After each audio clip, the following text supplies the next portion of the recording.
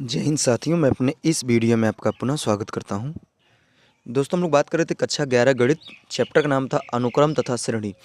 तो आज हम लोग इसमें प्रश्नावली 9.3 पर बात करेंगे। तो ये जो प्रश्नावली 9.3 है बेसिकली गुणोत्तर श्रेणी पर आधारित है। तो आइए समझते पहले गुणोत्तर श्रेणी क्या होता है। ठीक है, जैसे आपने पढ़ा होगा इससे पहले समांतर श्रेणी। समांतर श्रेणी क्या होता है? जैसे संख्याओं की ऐसी श्रृंखला या ऐसी श्रेणी जिसमें संख्याएं समान अंतर में लिखी होती हैं, उन्हें हम लोग समांतर श्रेणी कहते हैं। उसी तरीके से गुणोत्तर श्रेणी होता है। गुणोत्तर श्रेणी में क्या होता है कि गुना होता है इसमें। जैसे मान लीजिए, इसमें समझाता हूँ। जैसे 2 है तो 2 का 2 गुना 4, 4 का जैसे यहाँ पे 2 से स्टार्ट हुआ तो 2 ही गुना चलना है। जैसे 2 है तो 2 का 2 गुना 4, फिर 4 का 2 गुना 8, 8 का 2 गुना 16, 16 का 2 गुना 32। तो कुछ इस तरीके से अगर आपकी श्रेणी है तो इसी श्रेणी को कहते हैं गुणोत्तर श्रेणी। जैसे एक एग्जाम्पल और समझिए, मान लीजिए अगर ये 5 है, ठीक है। अब 5 का पचम 25, ठीक है। फिर 25 पंजे 125, इस तरीके से। अगर इस तरीके से अगर आपकी श्रेणी चल रही है तो इसको हम लोग बोलते हैं गुणोत्तर श्रेणी। अब गुणोत्तर श्रेणी में हम समझते हैं सार्वनुपात क्या होता है। जैसे आपने समांतर श्रेणी में पढ़ा था सार्वांतर, ठीक उसी तरीके से इसमें होता है सार्वनुपात। बस अंतर क्या होता है कि सार्वांतर में क्या होता है कि दूसरे पद यानी जो दूसरा पद होगा, दूसरे पद में से आपको क्या करना पड़ता है, पहला पद को इसमें घटाना पड़ता है, तब जाके आपका सार्वांतर निकलता है। लेकिन सार्वानुपात में क्या होता है, इसको आर से प्रदर्शित करते हैं और इसमें आपको दूसरे पद में से पहले पद से आपको क्या करना पड़ता है, भाग करना पड़ता है, तब जाके आपका सार्वानुपात प्राप्त होता है। तो ध्यान देना, सार्वांतर को डी से जबकि सार्वानुपात को आर से प्रदर्शित करते हैं। अगर हम बात करें कि जो गुणोत्तर श्रेणी होती है, जैसे समांतर श्रेणी में आपने देखा था ए, फिर उसके बाद ए प्लस डी, फिर ए प्लस 2d, फिर ए प्लस 3d, ऐसे क्या होता था, चलता था।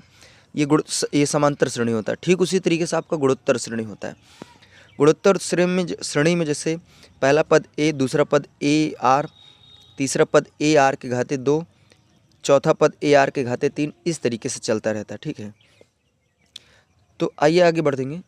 जैसे अब अगला नंबर है गुणोत्तर श्रेणी का एनवां पद। जैसे आप लोगों ने समांतर श्रेणी का एनवां पद पढ़ा था, उसमें सूत्र था Tn बराबर A plus N minus 1 into D. ये क्या था फार्मूला, ये समांतर श्रेणी के एनवां पद का था। तो उसी तरीके से गुणोत्तर श्रेणी के भी एनवां पद का होता है Tn बराबर ए आर के पावर n माइनस 1। तो ये फार्मूला होता है गुणोत्तर श्रेणी के एनवें पद का। उसी तरीके जैसे आप लोगों ने समांतर श्रेणी में n पदों के योग का फार्मूला पढ़ा था, तो सेम यहाँ भी होता है। लेकिन यहाँ पे गुणोत्तर श्रेणी में n पदों के योग के 2 फार्मूले होते हैं, एक ये वाला होता है और एक ये वाला होता है। इसमें कंडीशन होती है, जैसे अगर मान लीजिए सार्वानुपात का मान जो है अगर 1 से छोटा रहेगा, सार्वानुपात का मान जो रहेगा वो 1 से छोटा रहेगा, तो आपको इस वाले फार्मूले को लगाना है। अगर सार्वानुपात का मान 1 से क्या रहेगा, बड़ा रहेगा, तो आपको इस वाले फार्मूले को लगाना है। बाकी आंसर वही रहेगा। ठीक है, अगला इसमें होता है गुणोत्तर माध्य। जैसे समांतर माध्य होता है उसी तरीके से गुणोत्तर। समांतर माध्य में जैसे 2 पद हैं तो ए प्लस, इन दोनों को जोड़ने के बाद उसमें क्या करते हैं, 2 से भाग कर देते थे, तो वो आपका समांतर माध्य आता था। उसी तरीके से गुणोत्तर माध्य में क्या होता है, अगर 2 संख्याएं ए व बी हैं तो इनके अगर हमें गुणोत्तर माध्य निकालना है तो इन दोनों संख्याओं को गुणे इनका वर्गमूल अगर निकाल लेंगे तो ये हमें इसका गुणोत्तर माध्य प्राप्त हो जाता है।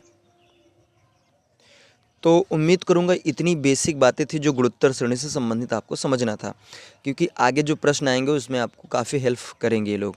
तो चलिए आइए शुरू करते हैं। तो प्रश्नावली 9.3 का जो पहला प्रश्न है, इसमें ये कहा जा रहा है कि गुणोत्तर श्रेणी 5/2, 5/4, 5/8 डॉट डॉट कह रहे हैं, इसका 20वां पद और nवां पद बताइए। तो पहला नंबर यहाँ पे अगर हम बात करें ए, तो ए जो आपका प्रथम पद होगा वो हो जाएगा 5/2। ठीक, अगर यहाँ से हम आर निकालें तो आपको क्या करना पड़ता है, दूसरे पद में से पहले को भाग करना पड़ता है। तो 5/4 में आपको भाग करना है 5/2 से। तो फाइनली आपका ये 5 से 5 कैंसिल हो जाएगा और ये 2 पलट के ऊपर जाएगा तो जाएगा 2/4। इसको कैंसिल करेंगे तो ये हो जाएगा आपका 1/2। तो यानी यहाँ पे जो आपका सार्वानुपात आ गया वो 1/2 आ गया। अब कह रहे हैं इसका 20वां पद। तो हम जानते हैं गुणोत्तर श्रेणी के nवां पद का फार्मूला होता है Tn बराबर ए आर के पावर n माइनस 1। तो यहाँ पे 20वां पद यानी T 20 बराबर हो जाएगा, ए का मान कितना है 5/2 गुणे आर, आर का मान कितना है, आर का मान 1/2 2 है, फिर घात में कितना है 20 माइनस 1 हो जाएगा, ठीक है। फिर यहाँ से हो जाएगा 5/2 गुणे, अच्छा ये हो जाएगा 1/2 की घाते 19। फिर यहाँ से हो जाएगा T20 बराबर 5/2 गुणे, अच्छा 1 के घाते 19 करेंगे तो 1 ही रहेगा, फिर यहाँ पे हो जाएगा तो 1/2 के घाते 19। अब यहाँ पे देखिए इनमें एक घात मान लीजिए इसमें 19 घात, तो यहाँ से हो जाएगा T20 बराबर 5/, ये हो जाएगा टोटल 2 के घाते 20, ये आपका आंसर आ जाएगा, ठीक है। उसी तरीके से अगर हम बात करें nवें पद का, तो यहाँ पे Tn बराबर क्या हो जाएगा, ए की जगह कौन है, ए की जगह है 5/2, 1/2 के घाते n-1, ठीक है।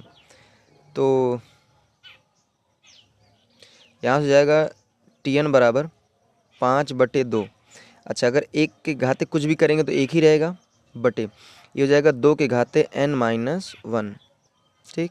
अब इस पे क्या करेंगे, एक घात मान लेंगे, तो यहाँ से जाएगा Tn बराबर 5/2, अगर इस पे एक घात मानेंगे तो ये प्लस का ये माइनस का क्या हो जाएगा, कैंसिल, तो सीधा सीधा आपका बचेगा 2 के घाते n, तो फाइनली ये आपका क्या हो जाएगा, आंसर हो जाएगा।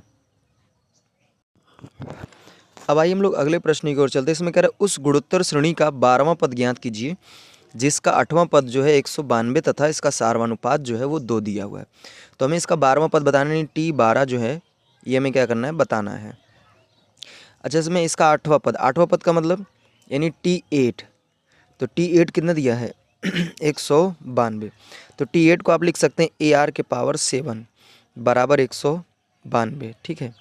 अब यहाँ पे सवाल में R का भी मान तो दिया है ना 2, तो चलिए यहाँ से हम A का मान निकालेंगे, तो A R की जगह क्या रखेंगे 2, 2 के घाते 7 बराबर 192, ठीक। अब यहाँ पर जाएगा A बराबर, इसको नीचे ले जाएंगे तो हो जाएगा 192 बटे, अच्छा 2 की घाते 7, तो चलिए इसका गुणा कर लेते हैं, 2 गुणे 2 गुणे 2 गुणे, तो 1 2 3 4 5 6 1 7, 2 दूनी 4 दूनी 8 दूनी 16 दूनी 32 दूनी 64 दूनी 128, तो यहाँ फाइनली आपका क्या आएगा 2 के घाते 7 का मतलब 128, तो A का मान आपका कितना आ जाएगा, A का मान आपका आ जाएगा 192 बटे 28 ही रहेगा, या फिर इसको आप काटना चाहें तो काट भी सकते हैं, चलिए काटते हैं, तो ये आपका 4 से कटेगा, तो यहाँ 4 से काटेंगे, 4 × 16, यहाँ बचेगा 3, 4 × 32, फिर 4 से काटेंगे, 4 × 3 = 12, 4 दूनी 8, ठीक। अभी भी 4 से कटेगा, तो इसको 4 से अब या फिर 8 से काट दीजिए, 8 × 4 = 32, 8 × 6 = 48, यानी आपका ये आएगा फाइनली, इसको और भी काट सकते हैं 2, और यहाँ हो जाएगा 3, तो A बराबर आपका आ जाएगा 3/2, ठीक। तो हमें क्या बताना है, इसका 12वां पद, ठीक है। तो 12वां पद का मतलब T12 बराबर क्या हो जाएगा, AR के पावर 11, 12वां पद का मतलब 1 कम कर देना है, 11 हो जाएगा, तो T12 बराबर क्या हो जाएगा, A का मान कितना है 3/2 गुणे R का मान कितना है 2, तो 2 के घाते 11, अब यहाँ से 1 2 से 1 2 कैंसिल हो जाएगा, तो यहाँ पे बचेगा 2 के घाते 10, तो यहाँ हो जाएगा T12 बराबर 3 गुणे 2 के घाते 10। अब 2 के घाते 10 का मतलब आपको क्या करना है, इसका 2 का गुणा 10 बार करना है, ठीक है, सॉरी यहाँ पे 2 का गुणा आपको क्या करना है 10 बार करना है, तो फाइनली अगर इसका गुणा वगैरह करेंगे तो जो 12वां पद आएगा वो आपका आएगा 3072, ठीक है। तो ये फाइनली आपका क्या हो जाएगा, आंसर हो जाएगा। तो उम्मीद करूँगा ये 2 प्रश्न हमने डिस्कस किया, ये आपको अच्छे तरीके से समझ में आया होगा। अगर मान लीजिए हो सकता है पेन में अगर कोई समस्या, क्योंकि ये जो पेन आज है ये थोड़ा सा कम डार्क चल रही है, ठीक है, तो अगर कम दिख रहा होगा तो जो वीडियो की क्वालिटी है उसको आप बढ़ा के देखें तो ज़्यादा गजब समझ में आएगा आपको। तो चलिए अब दीजिए इजाज़त, इसी तरह मिलेंगे अगली वीडियो में, तब तक के लिए जय हिंद, वंदे मातरम।